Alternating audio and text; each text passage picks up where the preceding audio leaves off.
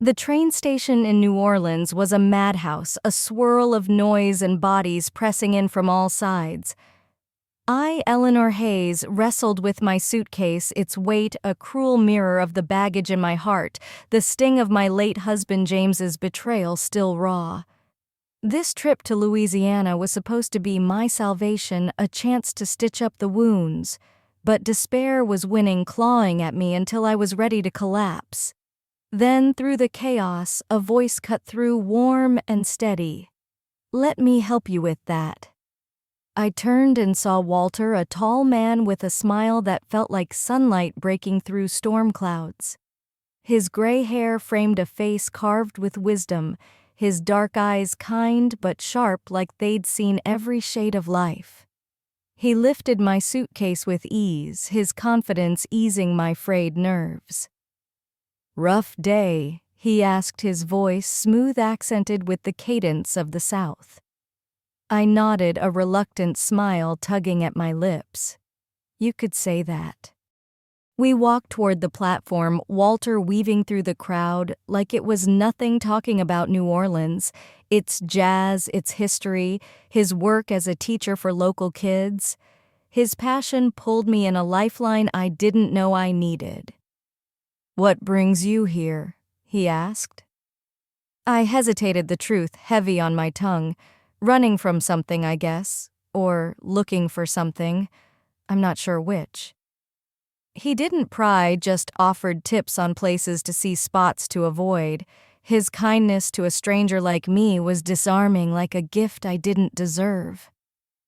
"Why help me?" I asked. He shrugged, eyes steady. "Kindness costs nothing, but it can mean everything." On the train, we sat across from each other, the rhythmic clack of the tracks a backdrop to our words. I spilled more than I meant to James's betrayal, my years of solitude, this desperate search for myself. Walter listened, his gaze never wavering, full of understanding. Asterisk. He shared his own story, losses laced with hope, and I envied his resilience, the way he carried pain without letting it break him. By the time we reached our stop, something in me had shifted. For the first time in years, I felt lighter, like a seed of trust had taken root. As we parted in the dusk, he turned back. "Sometimes a journey surprises you in ways you never expect. I hope this one does for you."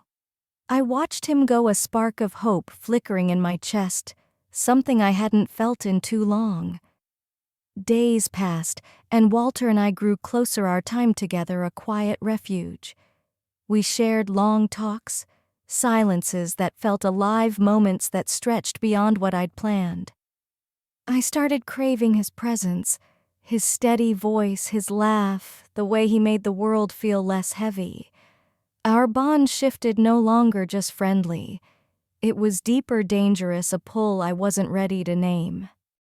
At 67, I carried a grace earned through years of surviving pain, but Walter saw more. He saw strength, vulnerability, the woman I'd buried under grief. He never pushed, but his eyes held a quiet admiration that stirred something in me. I rarely spoke of James, but when I did, Walter saw the hurt I tried to hide. Yet I held back, cautious, my scars still tender. Was this feeling born of loneliness, or something real I couldn't trust my heart? Not yet.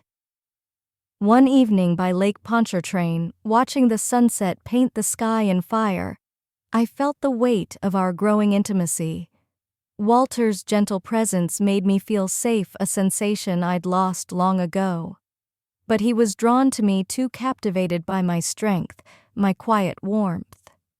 He admitted to himself he wanted more than companionship, but neither of us spoke it aloud, afraid of what it might unleash.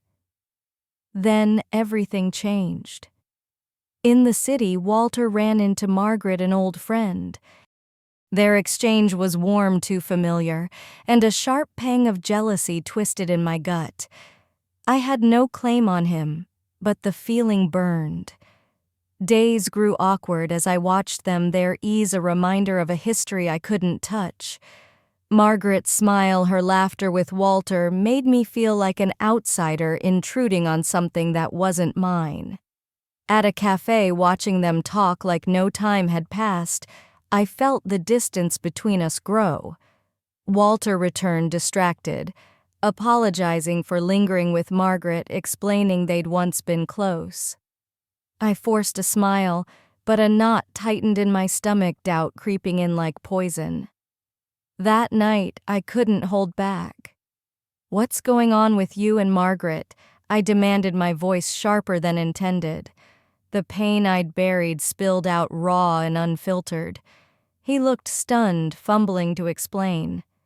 "She's just an old friend," he said, but his words didn't soothe the ache. "I don't want to be part of some mess," I snapped, trembling. "I don't want to be your distraction." He reached for my hand, but I pulled back, not just from jealousy, but from the realization I'd let myself care too much.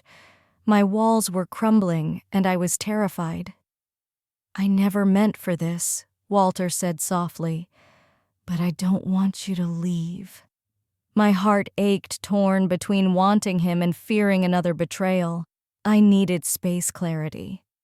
The next day I packed in silence, avoiding his gaze, the pain and longing too much to bear.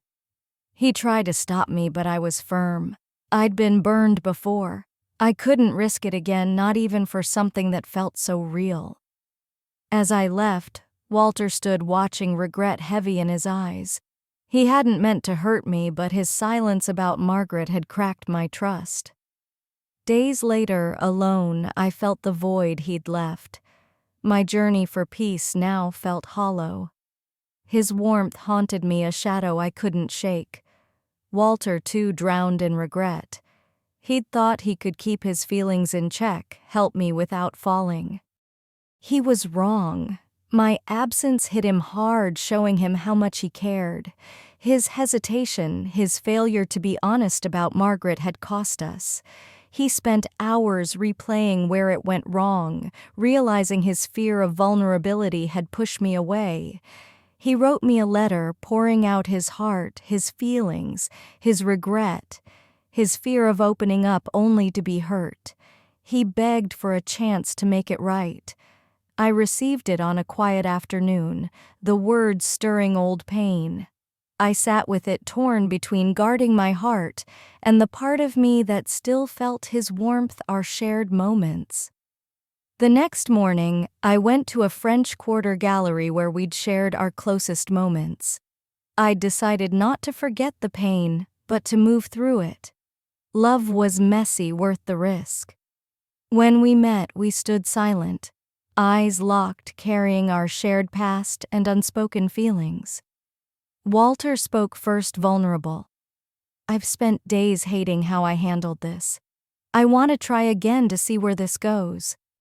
My heart wrestled, but I answered, "Walter, I can't erase the hurt, but I'm willing to see where this leads if you're willing to fight for it." Asterisk, asterisk. We both knew love wasn't issue, it just joy. It was facing pain, misunderstandings, fear together. Asterisk, asterisk. It wasn't perfect, but it was real. We'd both been through enough to know the hardest thing is letting yourself love again despite the risks. As we walked side by side, no longer strangers or hesitant companions, but partners, I knew this journey was just beginning. The road ahead wouldn't be easy, but for the first time in years, I believed in a new chapter, one of trust growth, and maybe a love that could heal us both.